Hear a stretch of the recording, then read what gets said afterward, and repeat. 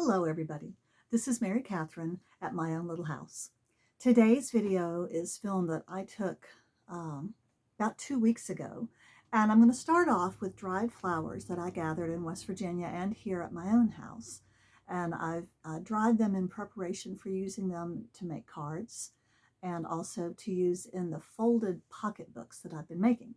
So we're going to go through the art of the fold and the folded books that I've been making from there, and also a little bit of the flowers. So let's go look at that. I didn't really intend to videotape this, but I thought I might. I made a little very simple accordion folder pocket, this morning. Now it's still got wet flowers on it. Well, dry flowers wet with matte medium. Anyway, I'm also sorting some of my flowers. I'd kind of forgotten about these, and so I didn't include any of these in there. But these are some that I've dried. These, I don't remember what those are. Purple.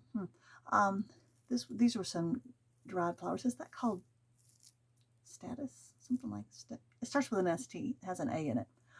These were little roses. These were some teeny little thing in the yard. Even the simplest thing can be very pretty. Here's another rose. I didn't use this one. This one's nice and big. I'm going to save it. I'll put it in here. I may try to get all of them into here. In spite of the fact that I am making little paper pouches to keep my dried flowers, I'm going to make little, this is waxed paper, and just tape it up well.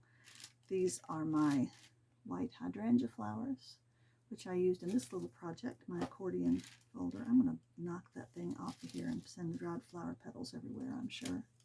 But I'm going to put all the hydrangeas in here and organize them and put them back into this little plastic.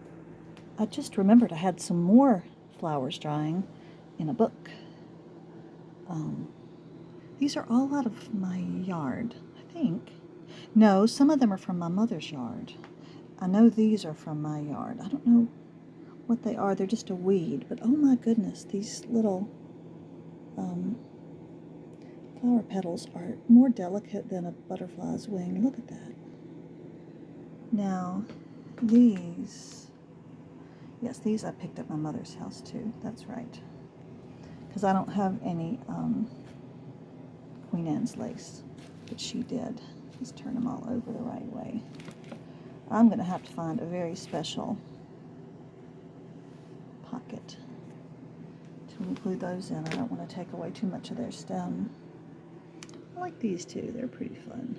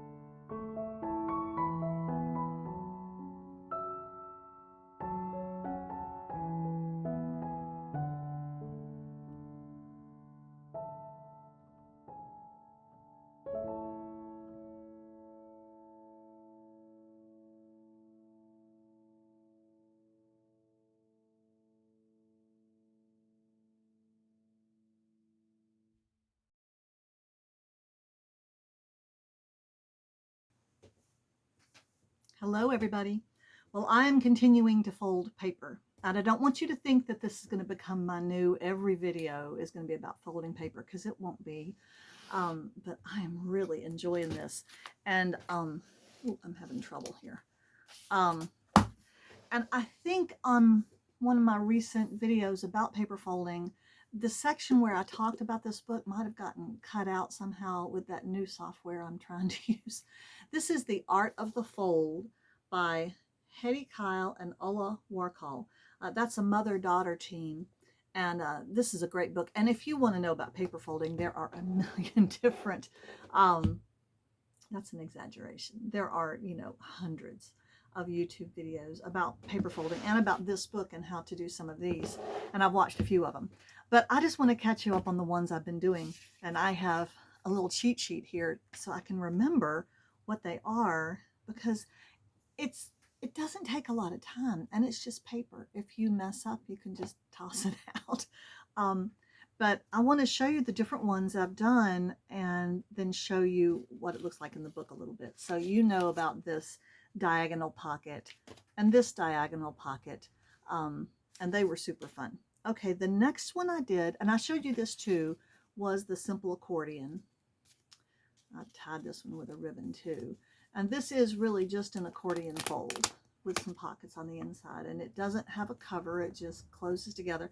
And that's pretty cool. Although when you tie it, of course, the spine basically of it opens up.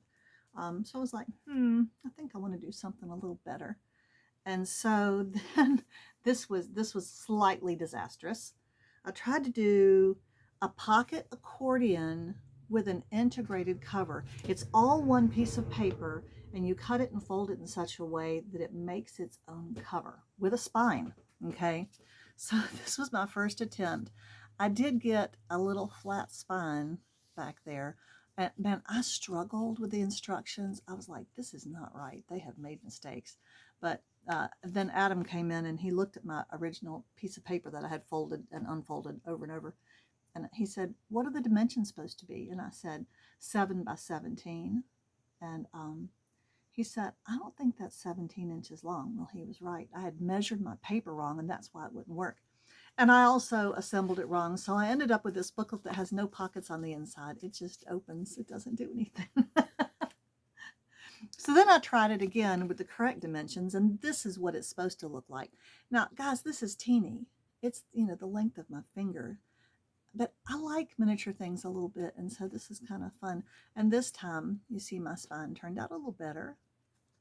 And this time I ended up with pockets on the inside, lots of pockets.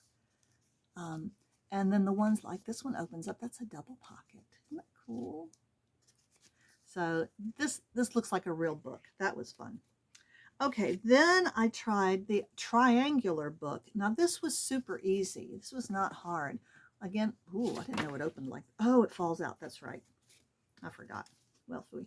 Anyway, the last little end piece tucks into these slices here, which were real super easy to make. And it's supposed to stay in there, and it does. That's the first time it's ever fallen out. But I love how it opens up like this, and there's also little pockets that the triangles make. And I could, I'll talk about that in a second, but I could certainly stitch this down, the pages into the book, and I may do that. Then I wanted to make, I watched a lady make a diagonal pocket and with an insert, with some pages in it as an insert, and I wanted to try that. So I did another diagonal pocket, recognize this one, okay? But I also made this little booklet to go inside, and this is where I started doing a little bit of stitching to stitch that down, just with some regular thread and a regular needle. And you're supposed to have what they call an awl to punch the holes in there, and I don't have an awl. I do have this. This is a hat pin. You could just use a sturdy pointed needle too. This is just what I had handy, so I might have bent it a little bit. This is a hat pin that belonged to my husband's grandmother actually probably belonged to her mother or grandmother before her. I have several of them, but this is the one that I keep in my studio for just such occasions as this. It was perfect for making the little holes. Okay, so that's super cute. And I dolled that one up a little bit. I haven't decorated these as much as I may in the future. All right, which one's next? Okay, oh, this is called a Franklin fold. I like that name. And very simple. This one was not hard either. Again, the pages tuck inside of there. This is a simple booklet for writing, and it doesn't have, just has a pocket on the front and the back. It doesn't have any pockets in the middle. So this is just a nice little book for taking notes in.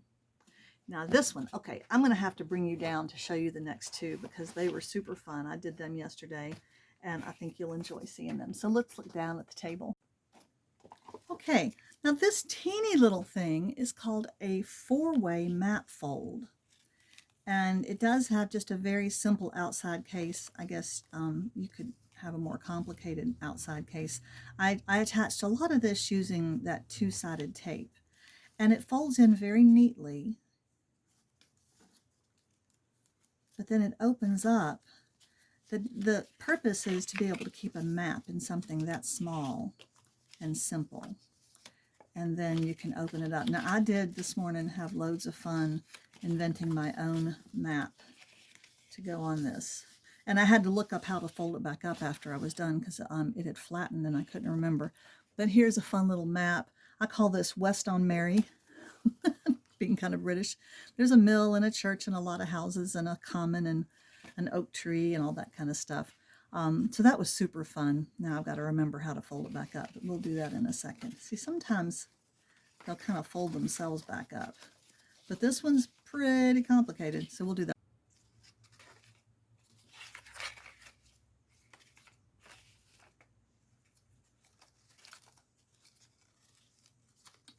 You want to fold it so this blue part is here. That's why they have you color these just those ones so that when you folded it correctly, you know that you've got it.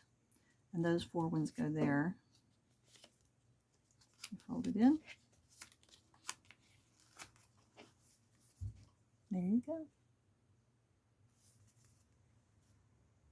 So I've got a lot of learning to do. Now the last one is called a star box. And it said to use cardstock instead of paper. So I used watercolor paper because I could tell they wanted something sturdier. Again, this had some gluing and some two-sided tape, double-sided tape. So this is what the star box looks like. There's a little thumb thing so that it's easy to get it open. And it opens up like that. And you have all these different spots to put things. The picture in the book shows them keeping feathers in here. This would be great for keeping long, thin, dried flowers in.